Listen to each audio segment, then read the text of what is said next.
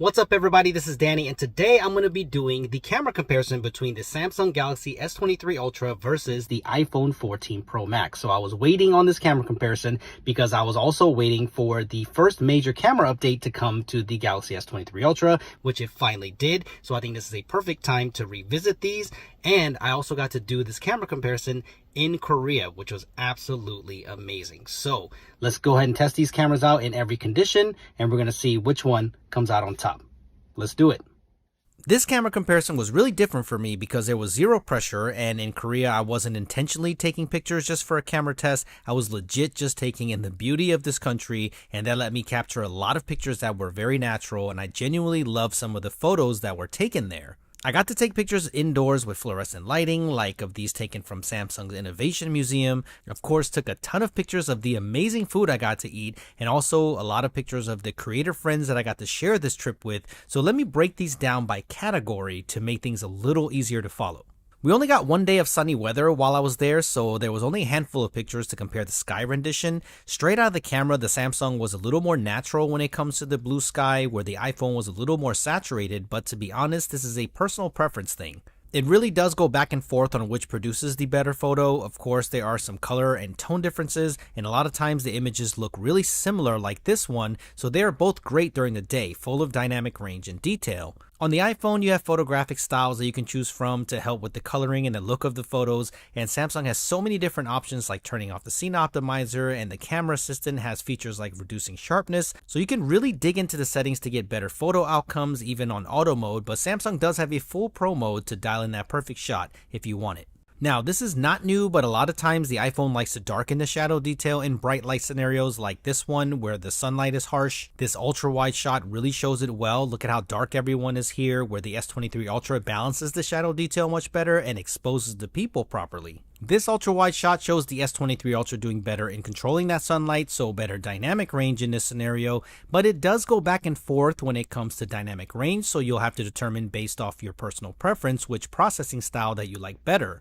You do get times where the highlights are handled better on the iPhone 14 Pro Max, like on these flowers, but on most landscape pictures, I don't think you're going to notice a ton of difference between the two. I don't think there's enough drastic difference to break things down, but where you do see a major difference, in my opinion, is the portrait mode shots of people. This trip gave me the opportunity to take a lot of them, and there's usually a drastic difference. The Samsung is more saturated and more colorful, and the vibrancy is definitely noticeable. You can really see it here on the 3x portrait shot of Miles. There is an edited, finished look right out of the camera, where the iPhone is a flatter image, and it tends to be more realistic in terms of replication, so this is going to be personal preference because I know everyone's going to be different in terms of what they like. While there's a more dramatic and heavier contrast look to the S23 Ultra's portrait pics, I generally prefer them. They both can make mistakes for sure, but generally the warmer nature of the iPhone's image doesn't look as good on this 3x portrait shot of Michael Josh from Gadget Match. While both of my skin tones are on the reddish side, this one, the iPhone really pushes me into orange popsicle territory, but in certain lighting scenarios, the iPhone does produce a more natural image where the Samsung brightens up the skin a little too much for my liking here. So I would love for Samsung to give us a natural and brightened choice with a toggle. I think that would be great. It does go back and forth though. Sometimes the S23 Ultra applies too much contrast where the iPhone portrays the shadow detail better, but the Samsung just has a certain vibe to it right out of the camera. The iPhone again did it better here, and while it does pick up a ton of yellow on the iPhone, which I would love to see fixed in future software updates, it does do a better job with the skin tones here, while the S23 Ultra adds in a lot of red trying to balance out the shot. Regardless, they are both good. That little bit of extra vibrancy on the S23 Ultra helps this shot taken on a gloomy day. You can see that the iPhone does retain more detail though in the shot. Take a look at the sand here. You can see the difference, and the roll off is a little more naturally graduated throughout the shot, so I like this one on the iPhone a little bit more. But in this one, the dramatic contrast really makes it look like an edited DSLR-like photo on the S23 Ultra, so I really like it. Now, you may or you may not like it, but there's a sort of softening effect on Samsung's portrait mode photos. When you punch in, you can see that the bricks back here, the iPhone tends to pick up more of the texture of the stone, and you can see what it does to the skin with the brightening, so let me know if you like that or not. They both have different styles clearly, but I think it looks really good straight out of the camera. I don't feel like I really need to edit it at all before sharing it. But if you're looking for a more natural approach, I think you will side with the iPhone, but let me know which one that you think looks better in the comment section below. The next big difference is in the resolution of the sensors. The S23 Ultra can shoot up to 200 megapixels, while the iPhone 14 Pro Max can shoot up to 48 megapixels with Pro RAW.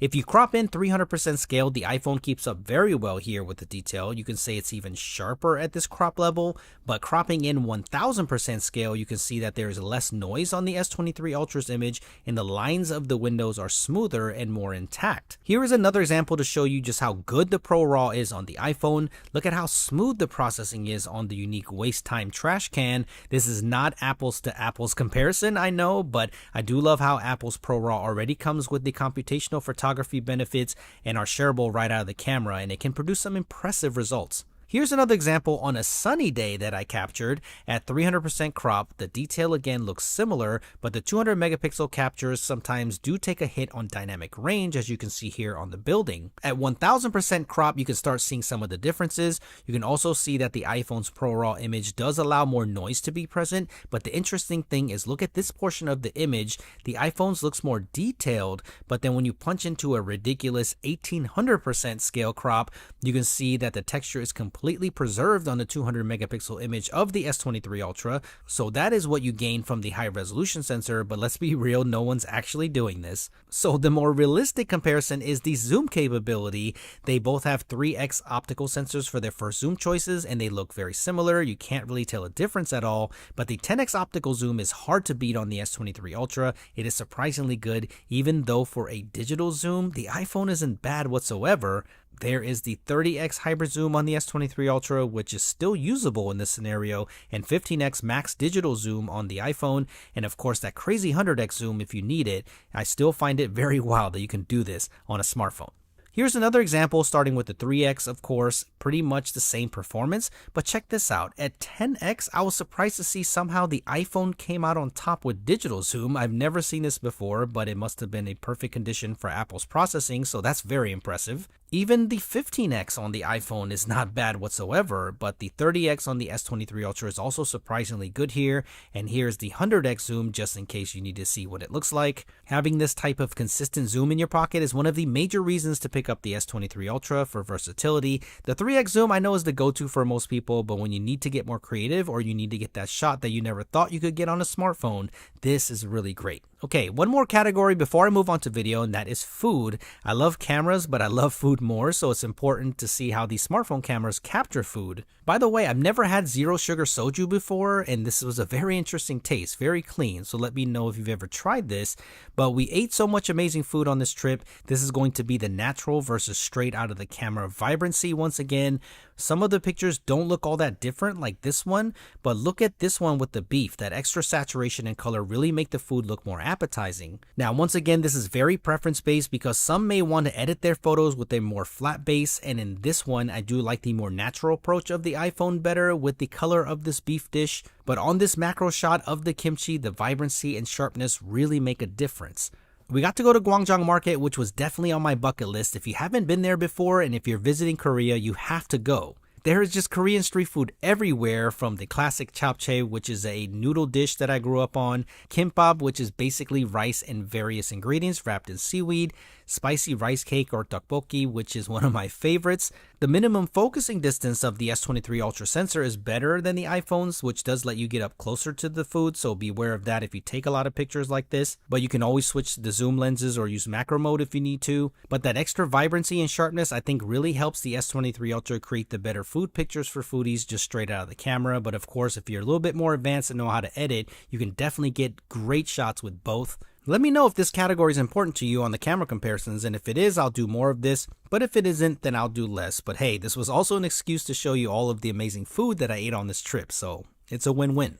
Okay, so I almost forgot the front-facing camera. The iPhone has a little wider view than the Samsung, so I do like that part, but as soon as you start using the portrait mode, that advantage goes away. The skin tone under these conditions aren't drastically different, but as you can see, the S23 Ultra with the brighter skin tones most of the time. When it comes to more challenging white balance scenarios, I feel the S23 Ultra does do better with the skin tones like you see here. In this one, I think that the S23 Ultra went a little too warm, but you can change that in the settings if you want to do a cooler tone. These were taken with the natural setting. Another example of a little extra brightness on the skin with this one of me and MJ, but they look very similar, so you get the idea of how these front-facing cameras compare. The skin looks a little more alive on the S23 Ultra, as you can see here of me and Miles outside. But this Korea trip with Samsung gave me the opportunity and the selfie of a lifetime. I got to reunite with my family that I haven't seen in over 30 years at the airport. This is something that I'm very grateful for and a moment that I won't forget, so I really appreciate this trip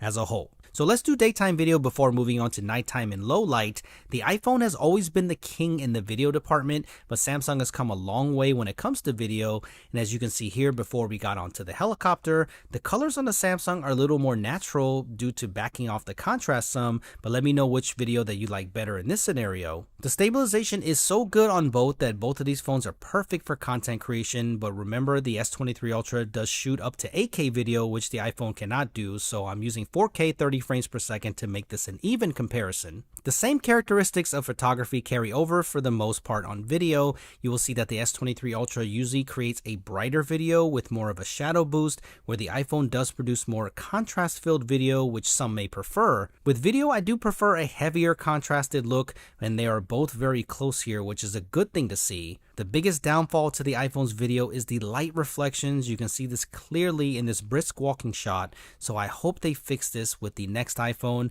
I know it's not just me who notices this, so I think this should be a major priority in the next one. While I do think the Samsung has a more over-sharpened look to the video, that is the only real improvement that I would like to see them do for the next S24 series. In this test, I wanted to revisit the 3x zoom walking video stabilization because in my last video, the iPhone had pretty much no stabilization in that department, but I'm happy to report that it looks like they fixed this one with software updates. Now, it does look like an earthquake while you're shooting the footage, but after the video is processed, it is present, so I wanted to update you guys on this one. When it comes to portrait mode video, it has gotten a lot better on the S23 Ultra, but I think it's still clear that the iPhone's looks better. The background blur is more natural on the iPhone, and the balance of the video itself is superior on the iPhone 14 Pro Max. You can tell that both of these videos have artificial background blur by looking at the camera, but the iPhone's is way less noticeable, so for a cinematic video, it is iPhone for the clear win here. But when it comes to the overall daytime video, I really think that they are pretty close in quality. Here's an example with the ultra wide, just in case you wanted to see them side by side.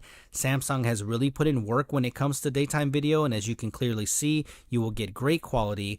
Android just needs to work as a whole to get the social media upload quality to match the iPhones. I did notice posting from the S23 Ultra in Korea that the Instagram stories quality had a pretty big difference, but honestly, this is an Android-wide issue, and I hope to see Google really step in to fix this for Android users with social media platforms. While I show you the video zoom test with the 10x optical on the S23 Ultra, which is awesome by the way, I want to test something out. To be able to get more in depth, I'm going to split up the nighttime photos and videos in a separate video, so I'll leave that linked if you want to check that out. I think this is also a little easier to follow since not everyone cares about the daytime, so let me know what you think about this. Depending on your feedback, I will either put everything back in one long form video or split it up. So thank you for watching. Thumbs up if you enjoyed this, and I will include a summary as well on the nighttime video. So I'll see you there.